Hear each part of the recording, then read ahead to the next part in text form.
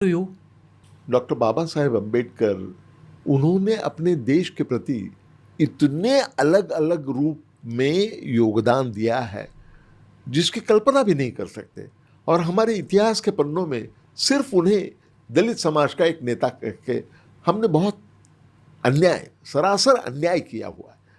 मेरे ख्याल में हमारे देश के जो बड़े नेता हैं, महात्मा गांधी हो, पंडित नेहरू हो, सरदार पटेल हो, इसी श्रृंखला में राष्ट्रीय नेता के रूप में डॉक्टर बाबा साहेब अम्बेडकर जी को देखना चाहिए, जो कि नहीं देखा जाता था।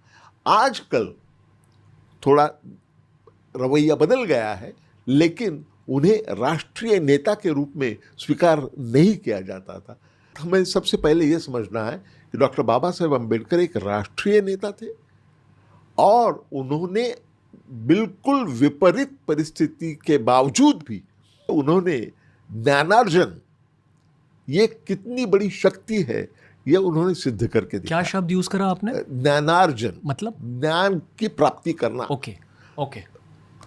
ज्ञान की प्राप्ति करने के लिए उन्होंने इतना संघर्ष किया है और क्या क्या किया आप देखिए। बीए तक तो यहाँ पढ़ाई की तब उस जमाने में, और फिर बड़ौदा के महाराजा से स्कॉलरशिप लेके वो कोलंबिया यूनिवर्सिटी चले गए। गायकवाड़ परिवार, गायकवाड़, सयाजीराव गायकवाड़, उनके पास से स्कॉलरशिप लेके वो वहाँ जाके पहुँच गए और वहाँ उन्होंने एमए किया 1915 में। 1915 में एमए करने के बाद में तुरंत उन्होंने पीएचडी का प्रबंध भी वहाँ सबमिट किया 1917 में। कौन से सब्जेक्ट में? अर्थशास्त्र, इकोनॉमिक्स। सबसे बड़े अर्थशास्त्री हमारे देश के डॉक्टर बाबा साहेब अम्बेडकर थे। आप उनकी उपाधियां देखें, एमए इकोनॉमिक्स में, उसके बाद में पीएचडी इकोनॉमिक्स में, उसके बाद में उनका दिल नहीं भरा था, वो इंग्लैंड चले गए। वहाँ उन्होंने डॉक्टर ऑफ साइंस के उपाधि के लिए पढ़ाई शुरू कर दी और उसका अभ्यास करते वक्त उन्हें ऐसा लगा कि साथ में तो लॉ की भी पढ़ाई करनी चाहिए, ताकि वापस जाने के बाद में कुछ प्रैक्टिस कर सकते हैं, लोगों की मदद कर सकते हैं।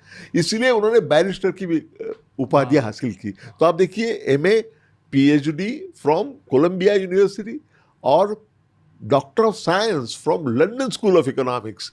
उसके बावजूद भी उनका समाधान नहीं हो गया था, वो फिर जर्मनी को गए। बॉन यूनिवर्सिटी में उन्होंने और एक पीएचडी के लिए एडमिशन लिया, लेकिन वो पूरा नहीं कर सके, क्योंकि उनको जो स्कॉलरशिप दी गई थी उसकी जो टाइमिंग थी वो ख़त्म हो गई, तो उन्हें वापस बुलाया गया।